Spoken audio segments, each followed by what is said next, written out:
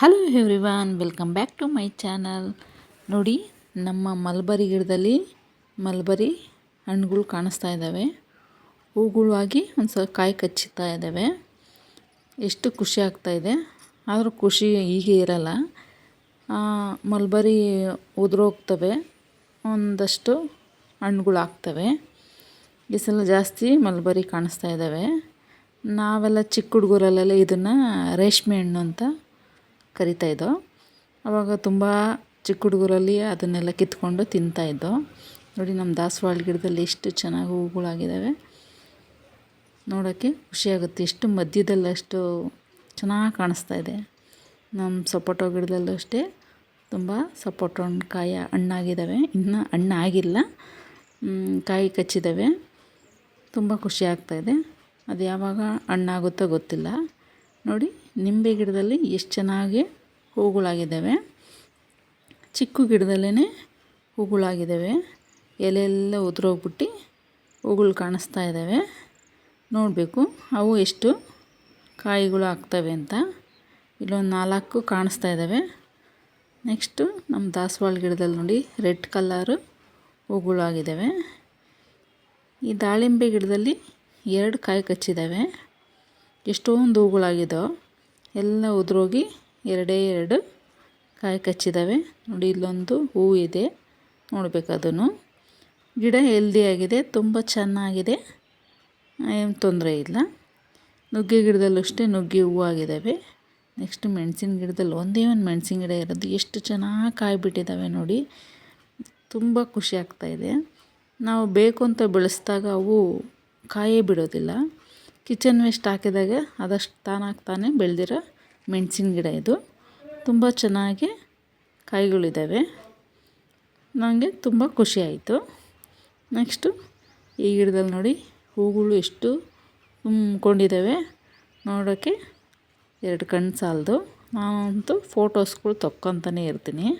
ತುಂಬ ಚೆನ್ನಾಗಿ ಕಾಣಿಸ್ತಾ ಇರ್ತದೆ.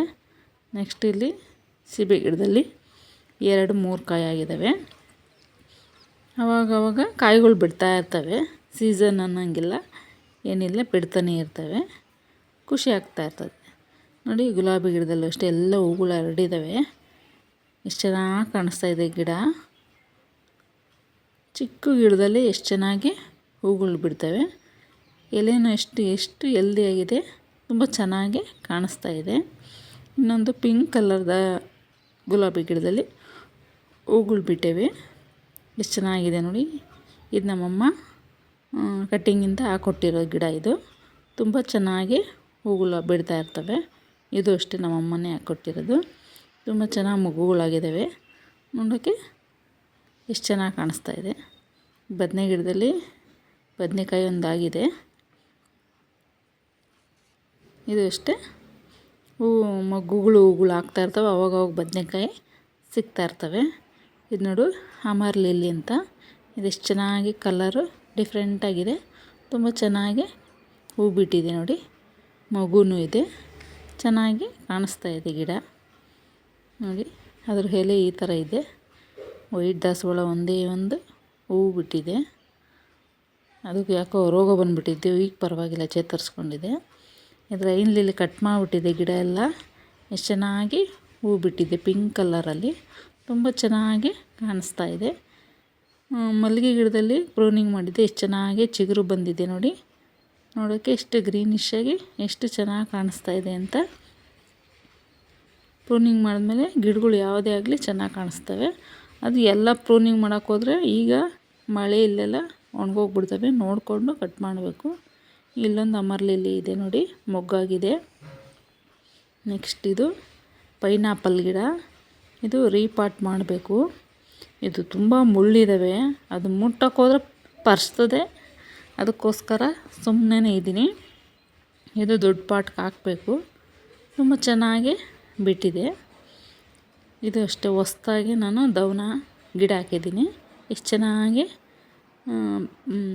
ಸೆಟ್ ಆಗಿದೆ ಗಿಡ ನೋಡಿ. ತುಂಬ ಗ್ರೀನಿಶಾಗಿ ಚೆನ್ನಾಗಿ ಕಾಣಿಸ್ತಾ ಇದೆ. ಗಿಡ ಅಂಟ್ಕೊಂಡಿದೆ ನೋಡಿ. ಎಷ್ಟು ಚೆನ್ನಾಗಿ ಕಾಣಿಸ್ತಿದೆ. ಸ್ಮೆಲ್ ಘಮ ಘಮ ಅಂತ ಇದೆ.